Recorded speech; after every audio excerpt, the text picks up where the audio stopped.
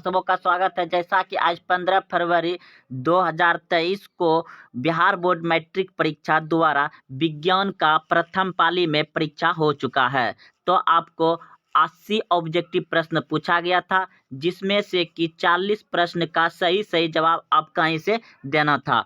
तो आप देख रहे हैं कि मेरे पास सेट नंबर सी है। अगर आपके पास सेट सी है तो सेम टू सेम प्रश्न मिलेगा। अगर नहीं भी है तो कोई दिक्कत नहीं, A B C D E G H जो भी है दोस्तों, प्रश्न आगे पीछे यानी कि नंबर चेंज रहेगा। तो चलते हैं 80 में 80 प्रश्न पत्र बनाने के लिए। दोस्तों जो भी मेरे पास सेट आया है उसे हम बना रहे हैं। अगर आप कोई त्रुटि रहता है तो दूसरा वीडियो हम फिर से लाएंगे बनाने के लिए।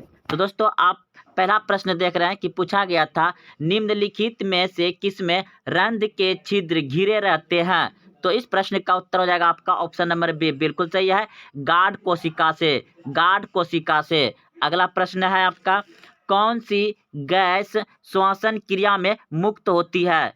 तो CO2, ऑप्शन नंबर डी सही है, CO2 श्वसन क्रिया में मुक्त होती है, ऑप्शन नंबर डी सही है। अगला प्रश्न है आपका, अगला प्रश्न 3 नंबर पूछा गया था, निम्न में से किस रंग की प्रकाश किरण प्रकाश संश्लेषण के लिए सबसे ज्यादा प्रभावी है, यानी कि सबसे ज्यादा अच्छा होता है प्रकाश संश्लेषण के लिए। तो वह है लाल रंग, लाल, ऑप्शन नंबर डी सही हो जाएगा, लाल। अगला प्रश्न है 4 नंबर प्रश्न है, ग्लूकोज के पूर्ण ऑक्सीकरण से क्या मुक्त होता है। तो इनमें सभी हो जाएगा, ऑप्शन नंबर डी सही है, सिर्फ CO2, सिर्फ ऊर्जा, सिर्फ H2, तो इनमें सभी हो जाएगा, ऑप्शन नंबर डी सही है। अगला प्रश्न है, कोशिका झिल्ली किस प्रकार की झिल्ली है। कोशिका झिल्ली किस प्रकार की झिल्ली है। तो अर्ध परागमीय है, ऑप्शन नंबर सी सही है। अगला प्रश्न है,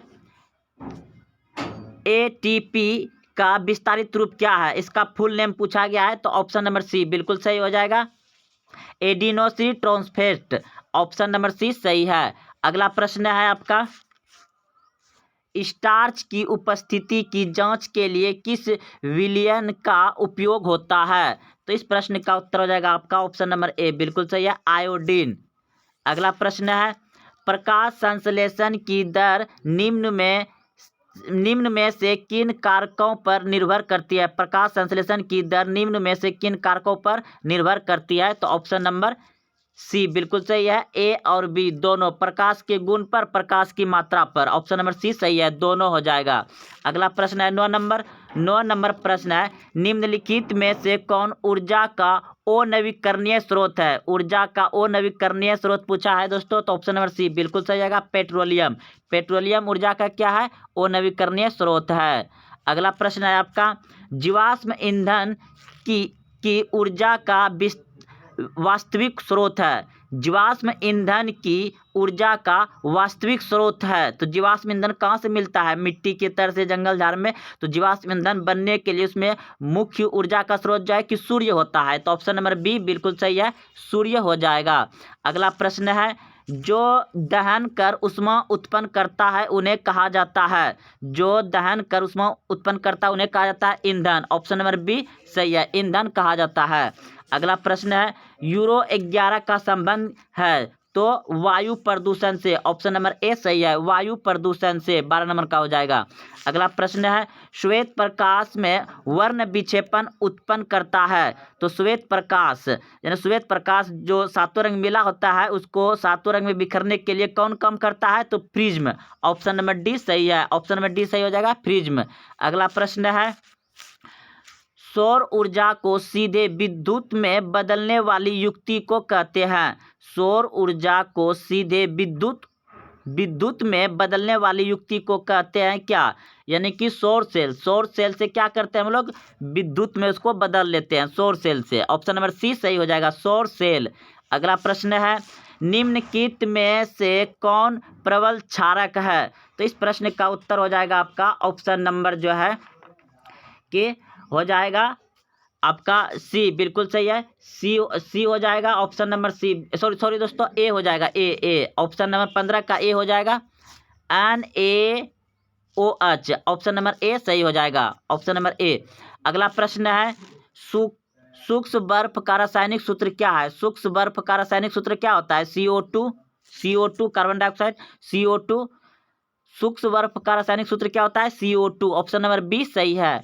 अगला प्रश्न है आपका CaOCl2 का प्रचलित साधारण नाम पूछा गया है। साधारण नाम पूछा गया है तो इसका है विरंजक चूर्ण। ऑप्शन नंबर सी सही है, विरंजक चूर्ण।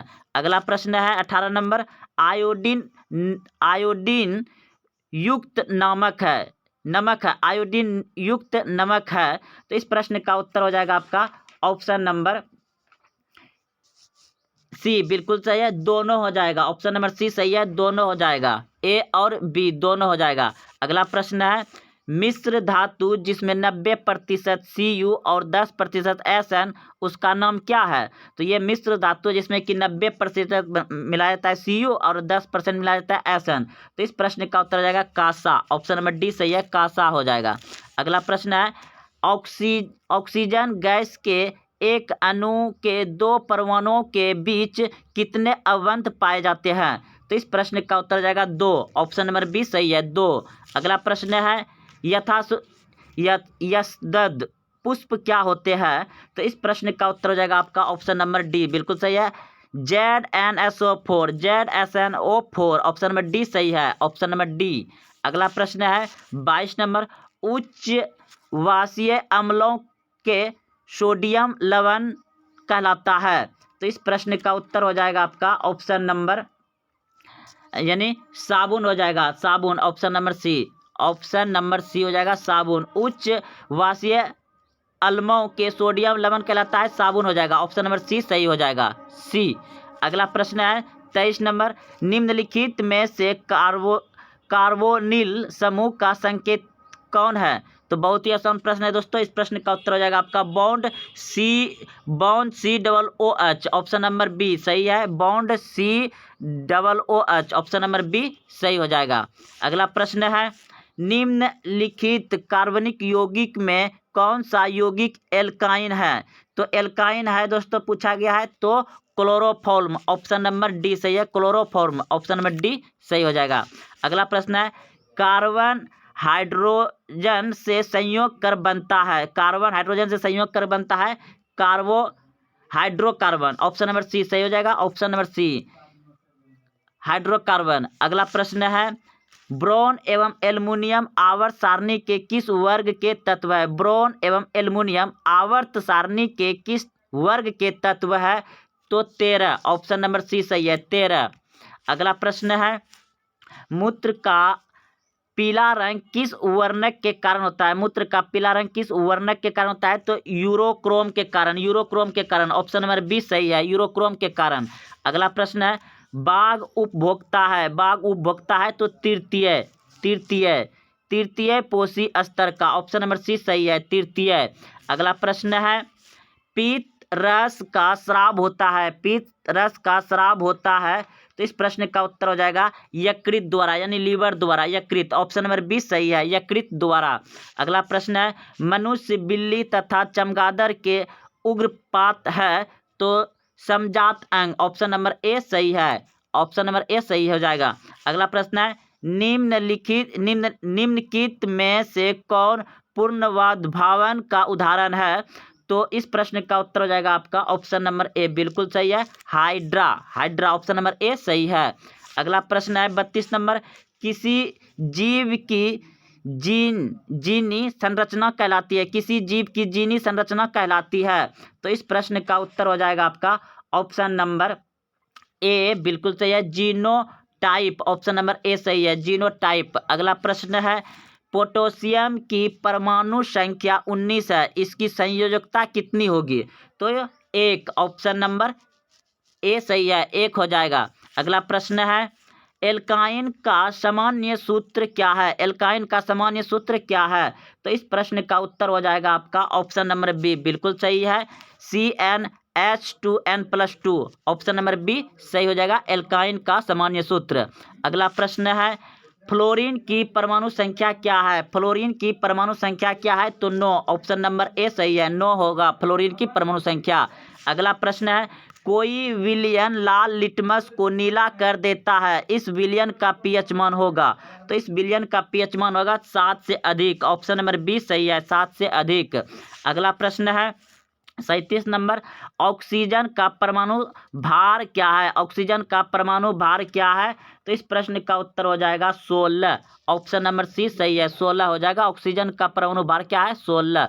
अगला प्रश्न है बॉक्साइट निम्नलिखित में से किस धातु का अयस्क है? बॉक्साइट किसका अयस्क है? तो एल्युमिनियम का, Ai। ऑप्शन नंबर सी सही है, एल्युमिनियम का बॉक्साइट अयस्क है।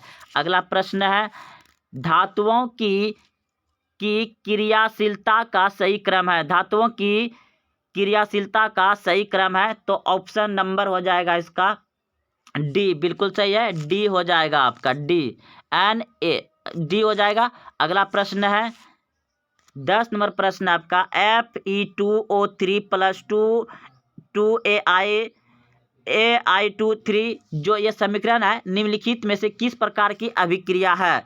तो ये जो है कि विस्थापन है, क्या है? विस्थापन। ऑप्शन नंबर सी सही है, विस्थापन अभिक्रिया है। अगला प्रश्न है आपका 41 नंबर, किस दर्पण की फोकस दूरी चिन्ह की परिपट्टी के अनुसार ऋणात्मक मानी जाती है? तो इस प्रश्न का उत्तर हो जाएगा आपका ऑप्शन नंबर जो है कि बी हो जाएगा, अवतल दर्पण से ऋणात्मक मानी जाती है, अवतल दर्पण से। ऑप्शन नंबर बी सही है, अवतल दर्पण ऋणात्मक मानी जाती है, अवतल दर्पण। अगला प्रश्न है अवतल दर्पण में आवर्धित काल्पनिक प्रतिबिंब बनाने के लिए वस्तु को कहाँ रखा जाता है?